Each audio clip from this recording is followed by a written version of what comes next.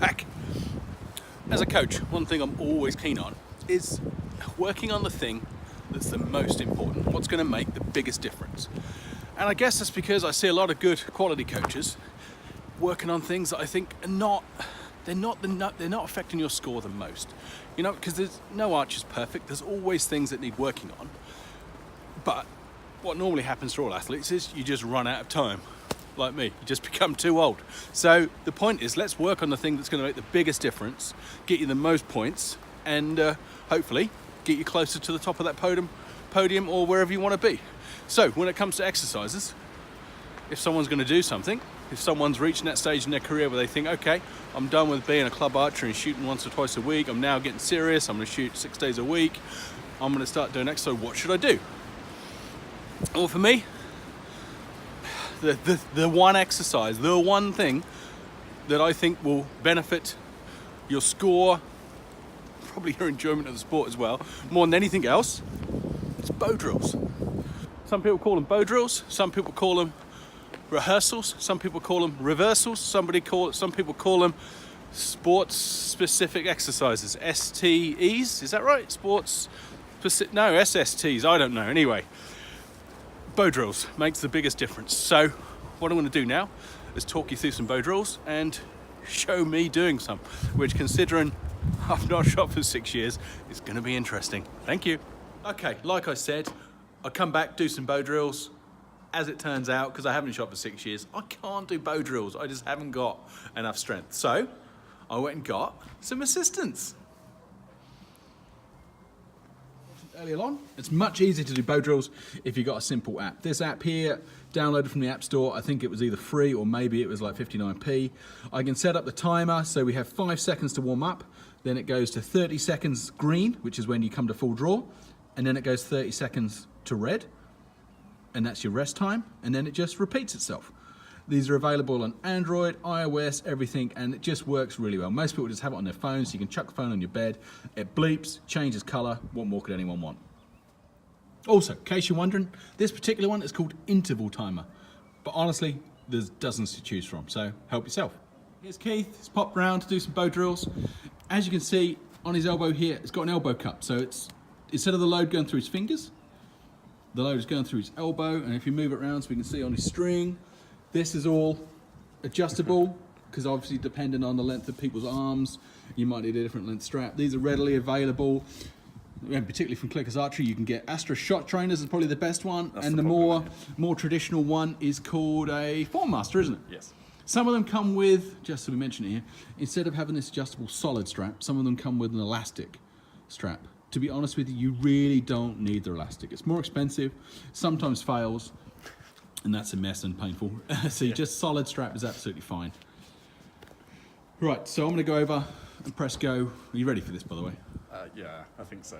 Okay, I'm gonna go over. I'm gonna press go on the app. We've set it up for 5 seconds of warm up, and then 30 seconds up, 30 seconds down, okay? Yeah. Okay, so we're back at the app. We don't need to see that I've got a calendar event coming. I'm gonna start the app. Nice noise, this is the warm up. Now we come round, Keith draws up, so the load is going through his elbow.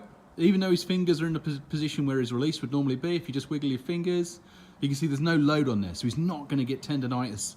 Because if you do this without an elbow strap, you end up with tendonitis in your fingers. It can be really painful. And he's just gonna hold it still at full draw, exercising those muscles as the machine counts down.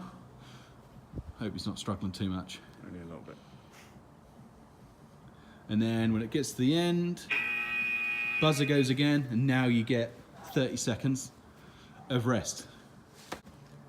Doing this, 30 seconds up, 30 seconds down, is a great way to start with no movement. But because Keith is an absolute pro at this, the next 30 seconds, I want you to be pulling through the clicker zone. So we're gonna pull through that last centimeter where your clicker is.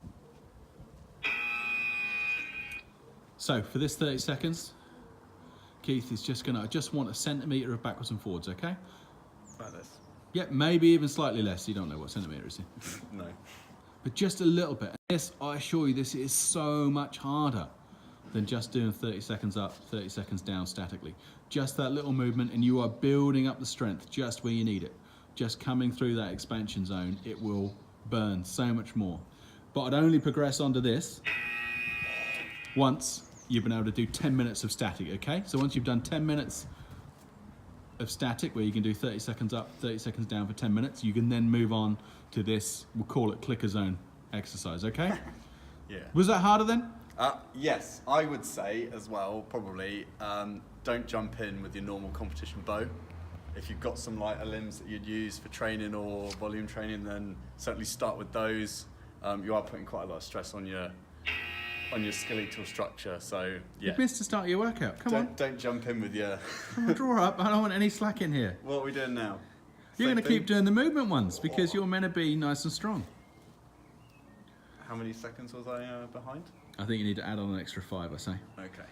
But if you guys at home, I'm sure you can understand it. So yes, start off with a lighter bow might be a great idea. Some of you might find 10 minutes. 10 minutes is like, if you can do 10 minutes static, then add in the micro movements through the clicker zone.